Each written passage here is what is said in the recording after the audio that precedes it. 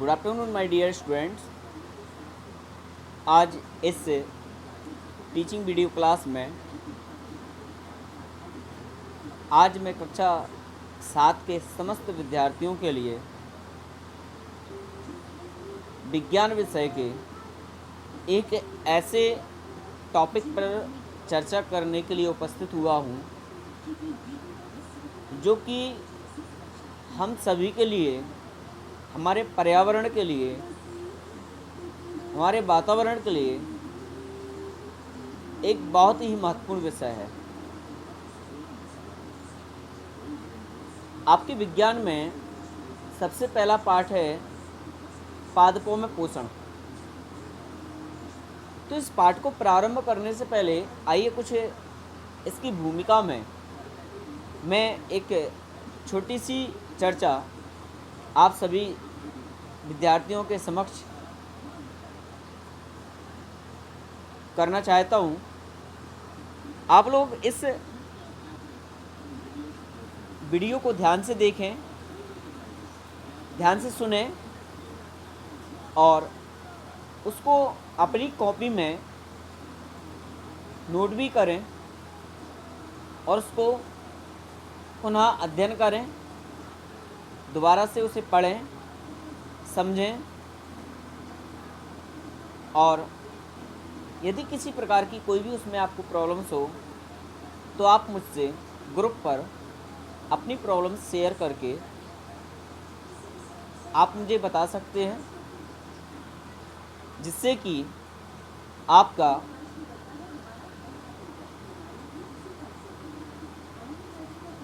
मैं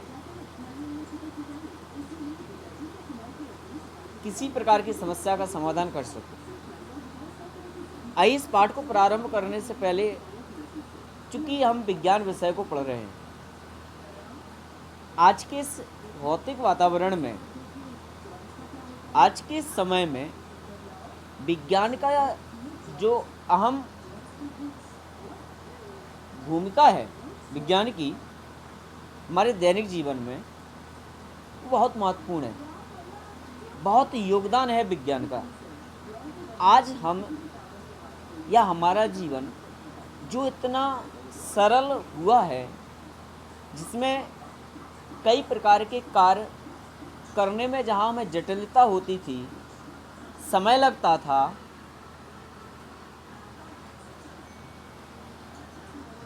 तो जो सरल हुआ है हमारा जीवन, हमारे जो कार्य सरलता से, आसानी से आज हम कर लेते हैं, वो कैसे संभव हुए?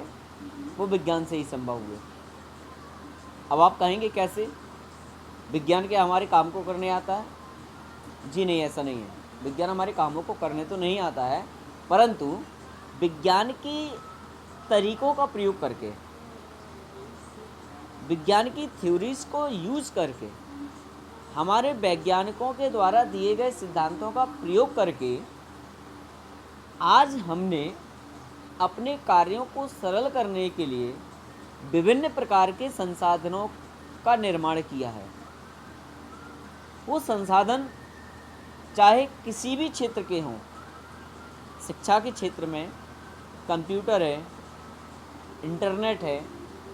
आज हम जो आप लोगों से एक दूसरे से रूबरू हो पा रहे हैं, वही भी माध्यम एक इंटरनेट का ही है, विज्ञान का ही एक माध्यम है। कृषि के क्षेत्र में अगर आप बात करें तो लोग पहले फावड़ा, कुदाल से खेती वगैरह, खेतों को जोता करते थे। धीरे धीरे पहिए का आविष्कार हुआ पुरापाषाण काल में। उस पहिए के आविष्कार ने धीरे धीरे समय व्यतीत हुआ, बैलगाड़ी का निर्माण हुआ, हल बनाया, बैलों की सहायता से हल से जोतने लगे। तो ये सभी चीज़ें धीरे धीरे परिवर्तन होता चला गया और आज हमें ट्रैक्टर, कल्टीवेटर, सीड ड्रिल, बुआई के लिए थ्रेसर, आज लेटेस्ट टेक्नोलॉजी पर आधारित हार्वेस्टर किसानों के लिए। जहाँ आज हम बात करें, प्राचीन काल में हम लोग उर्वरकों की बात करते थे, तो हम लोग कार्बनिक उर्वरकों का प्रयोग करते थे घरेलू उत्पाद में, जो बनाए थे खाद, ईंधन, गोबर की खाद वगैरह, कूड़ा करकट आदि वगैरह खेतों में डाला करते थे। आज उन्हीं चीज़ों ने परिवर्तित करके विज्ञान की तकनीक का प्रयोग करके खाद उर्वरक वगैरह, डीएपी, यूरिया, फॉस्फेट आदि ये सारी चीज़ें निर्मित की हैं। यातायात के संसाधनों की अगर हम बात करें तो आवागमन के संसाधन आप जानते हैं, सर्वप्रथम साइकिल, फिर मशीन में अगर आप आ जाएं तो मोटरसाइकिल, स्कूटर, कार, जीप, बस, ट्रक, यहाँ तक कि रेलवे और जहाज़, पानी वाले जहाज़।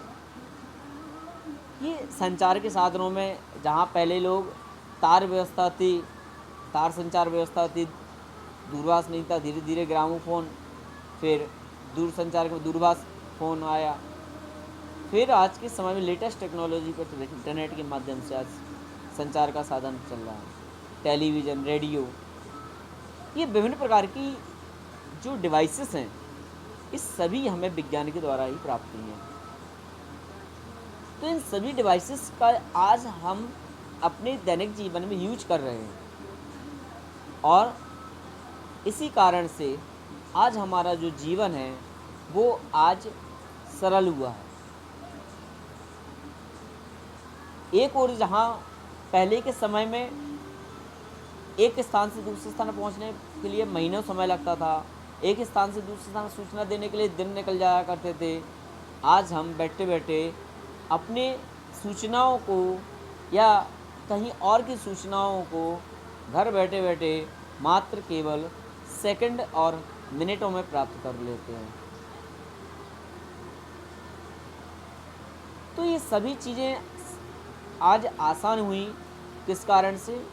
विज्ञान के कारण से। परंतु माय डियर स्टूडेंट्स, वहीं दूसरी ओर हम विज्ञान का ये तो वरदान है जो भी हम आपसे चर्चा कर रहे थे, इसका दूसरी ओर बुरा प्रभाव भी हमारे दैनिक जीवन पर बहुत पड़ा है, हमारे पर्यावरण पर पड़ा है, हमारे जीवन पर पड़ा है। पहले के समय में जो लोग इतना मेहनत मजदूरी करके अपने कार्यों को करते थे, उनका शरीर स्वस्थ रहता था। भोज्य पदार्थ में इतना अधिक कार्बनिक पदार्थों का खाद, रासायनिक उर्वरक नहीं मिले हुए थे। भोज्य पदार्थ भी साफ स्वच्छ थे। लेकिन प्रदूषण की समस्या, वायुमंडल प्रदूषण की समस्या, जल प्रदूषण की समस्या, ध्वनि प्रदूषण की समस्या, लोगों की आयु का कम होना, बीमारियों की उत्पत्तियाँ, ऐसी बीमारियाँ साइंस के दुष्प्रभावों से मानव समाज पर पड़ी है कि जो कि आज लाइलाज है। आज जिस बीमारी, इस महामारी से आज हम जूझ रहे हैं, वो भी साइंस की ही देन है। तो कोई व्यक्ति जिसमें, अगर हम यहाँ पर एक बात करें, एक व्यक्ति होता है जिसमें कुछ अच्छाइयाँ होती हैं, कुछ बुराइयाँ भी होती हैं। तो जहाँ एक और हम साइंस के, विज्ञान के जो सिद्धांत हैं, उनका उपयोग अपने जीवन को सरल बनाने के लिए यदि करें तो वह हमें वरदान साबित होते हैं। परंतु दूसरी ओर जहाँ पर हम उनका दुरुपयोग करने लगते हैं, जहाँ में उनकी आवश्यकता नहीं है वहाँ उनका यूज़ करने लगते हैं, तो वही चीज़ हमारे लिए दुष्प्रभाव बन जाती है। एक सीधा सा उदाहरण यह है जीवन में, अगर आपको जितना भूख लगी है, अगर आपको भूख लगी है 2 रोटी की, अगर 2 रोटी की बजाय अगर आप 4 या 6 रोटियां खा लेंगे तो क्या होगा? आपकी पाचन क्रिया, डाइजेस्ट सिस्टम भी डिफेक्ट हो जाएगा, पेट खराब हो जाएगा, लूज मोशन आदि इत्यादि क्रियाएं आपकी शुरू हो जाएंगी। तो किसी भी चीज़ की अधिकता बहुत खराब होती है, वह हमें जीवन में दुष्प्रभाव पर देती है। तो ये है साइंस।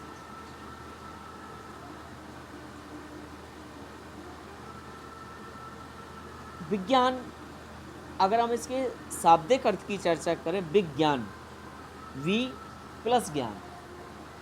विज्ञान का अर्थ है विशेष ज्ञान, किसी भी एक क्षेत्र का, किसी भी एक विषय का इस प्रकार से अध्ययन किया जाए कि उसकी छोटी से छोटी, बारीक से बारीक चीज़ों का भी अध्ययन हम करें, गूढ़ चीज़ों का अध्ययन करना, और उसके पश्चात उसके आगे बढ़ते जाना, उस क्रम को आगे ले जाना सुव्यवस्थित तरीके से। जैसे अगर हम बात करते हैं, सर्वप्रथम हम जब स्कूल में पहुंचते हैं तो हम प्ले सेंटर की क्लास में पहुंचते हैं। आज प्ले सेंटर प्रारंभ हो गया, जिसको हम पहले नर्सरी क्लास कहा करते थे। फिर आज उससे भी एक चीज़ आई, प्ले सेंटर। प्ले सेंटर क्या है? कुछ नहीं है, एक ऐसी कक्षा जहाँ पर बच्चों का खेल खेल में विकास हो, उनका मानसिक विकास हो, उनका बौद्धिक विकास हो, उनका शारीरिक विकास हो। फिर nursery, UKG, LKG, first, second, third, fourth, fifth, six, seven, 8, 9, 10, 11, 12, Dainik graduation, post graduation and doctorate degree, PhD. तो ये एक सुव्यवस्थित क्रम। ठीक इसी प्रकार से अगर आप हिंदी वर्णमाला की बात कर रहे हैं तो उसका भी एक क्रमबद्ध ज्ञान है। वर्ण यानी अक्षर, मात्राएं, बारह खड़ी लिखना, छोटे छोटे शब्दों को बनाना, फिर शब्दों को जोड़ करके वाक्य बनाना, फिर वाक्यों को जोड़कर पैराग्राफ बनाना। तो ये व्यवस्थित है। तात्पर्य कहने का मतलब यही है, विज्ञान यानी विशेष ज्ञान, किसी भी चीज़ का क्रमबद्ध तरीके से ज्ञान, किसी भी विषय का सुव्यवस्थित ज्ञान, किसी भी क्षेत्र के सुव्यवस्थित ज्ञान, किसी भी विषय के सुव्यवस्थित ज्ञान को ही आज हम विज्ञान कहते हैं। विज्ञान की जो शाखाएं हैं वो 3 शाखाएं हैं। पहला है भौतिकी शास्त्र, भौतिक विज्ञान, रासायनिक शास्त्र, रसायन विज्ञान, और जीव विज्ञान।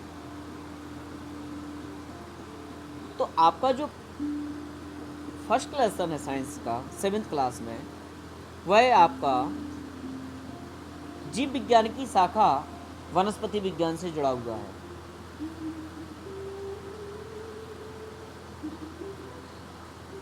तो यहाँ पर हम चर्चा करने के लिए जो उपस्थित हैं आपसे, तो भौतिक और रसायन विज्ञान के पाठ भी आपके विज्ञान की किताब में जब आएंगे तो हम आपसे भौतिक विज्ञान और रसायन विज्ञान की भी चर्चा करेंगे। चूँकि यहाँ पर पाठ किताब में जो प्रारंभ है वो वनस्पति विज्ञान से संबंधित है, अतः आज हम आपसे यहाँ पर वनस्पति विज्ञान से संबंधित पाठ का एक सूक्ष्म, एक छोटा सा वर्णन यहाँ पे करेंगे। तो सबसे पहले समझ लेते हैं कि जंतु विज्ञान किसे कहते हैं। तो डियर स्टूडेंट, आइए समझते हैं जंतु विज्ञान। जीव विज्ञान की बात करते हैं। पहले जीव विज्ञान, इस पर्यावरण में, इस वातावरण में जो भी निहित है, 2 प्रकार के घटक हैं। एक तो वह घटक हैं जो निर्जीव हैं, दूसरे वह घटक हैं जो सजीव हैं। तो जो सजीव घटक हैं, जिन्हें हम जीवित प्राणी भी कहते हैं, तो सजीव घटक हैं, उन सजीव घटकों से, उन सजीव व्यक्तियों से, उन जीव जंतुओं से जुड़ी हुई उनकी जैविक क्रियाएं, श्वसन, उत्सर्जन, पाचन, जनन, उद्दीपन, ये जो क्रियाएं हैं, इन क्रियाओं का अध्ययन करना, इनका वर्गीकरण, इनको कितने भागों में बांटा गया है, इनके कौन कौन से अंग होते हैं, उन अंगों का निर्माण कैसे होता है, वो कैसे बनते हैं, उनका कार्य क्या है, इन सभी चीज़ों की जानकारी करना, इन सभी के बारे में अध्ययन करना, इनके बारे में जानकारी करना, और जानकारी जिस माध्यम से हो वह माध्यम विज्ञान का ही एक माध्यम है, जिसे हम जीव विज्ञान कहते हैं। अर्थात जीव विज्ञान विज्ञान की वह शाखा है जिसके अंतर्गत जीव जंतु या किसी भी जीवित वस्तुओं से जुड़ी हुई एवं उनकी जैविक क्रियाओं और उनके वर्गीकरण के बारे में अध्ययन करते हैं। यहाँ पर जीव विज्ञान को दो भागों में बांटा गया है। माय डियर स्टूडेंट, ध्यान दें, यहाँ पर जीव विज्ञान को कितने भागों में बांटा गया है? दो भागों में बांटा गया है। पहला जंतु विज्ञान, दूसरा वनस्पति विज्ञान, जिससे आपका पाठ संबंधित है। पहला है जंतु विज्ञान, दूसरा है वनस्पति विज्ञान। अब यहाँ जीव को दो भागों में बांटा गया, एक प्राणी जगत में, एक पादप जगत में।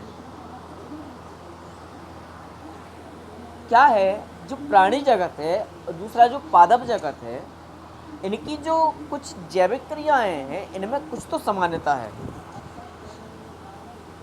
परंतु इनकी कुछ भागों में कुछ भागों में और कुछ कार्यों में और कुछ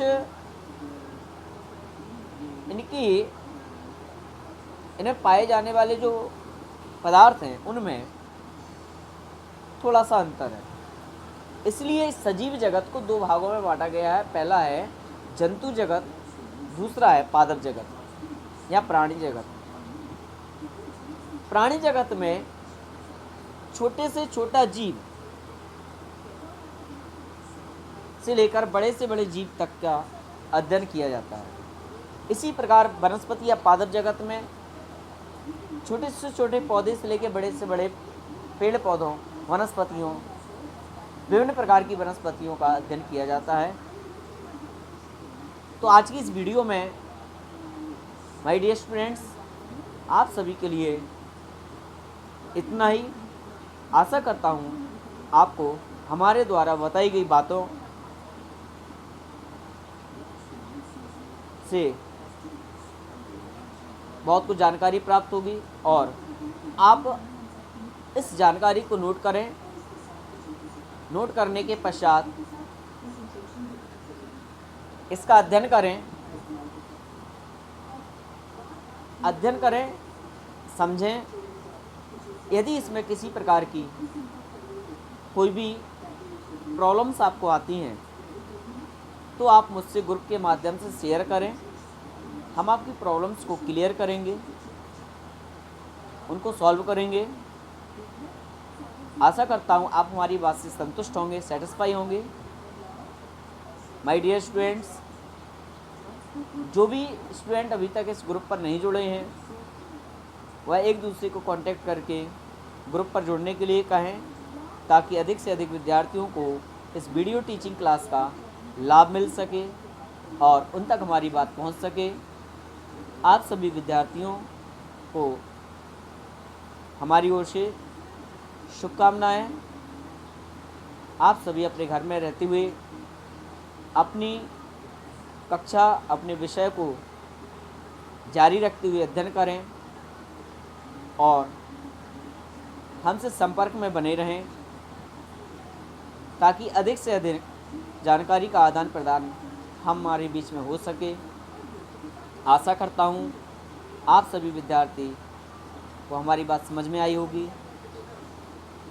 हम आशा करते हैं कि आप सभी विद्यार्थी इस वीडियो क्लास का अध्ययन करेंगे और इसे कॉपी में नोट करके बार बार इसका अध्ययन करेंगे। इसके आगे की क्लास कल मैं आपको पुनः सेंड करूँगा। इसके पश्चात अभी कुछ ही देर में आपको गणित से संबंधित की क्लास यूट्यूब के माध्यम से मैं आप तक पहुंचाऊंगा, जो कि आपका पहला पार्ट है पूर्णांक। तो इससे पहले एक बेसिक सी जानकारी गणित की हम आपकी चालू करेंगे, तो दूसरी वीडियो तक का आप इंतज़ार करिए। तब तक के लिए थैंक यू वेरी मच, बहुत बहुत शुभकामनाएँ। Stay home, stay healthy, thank you very much.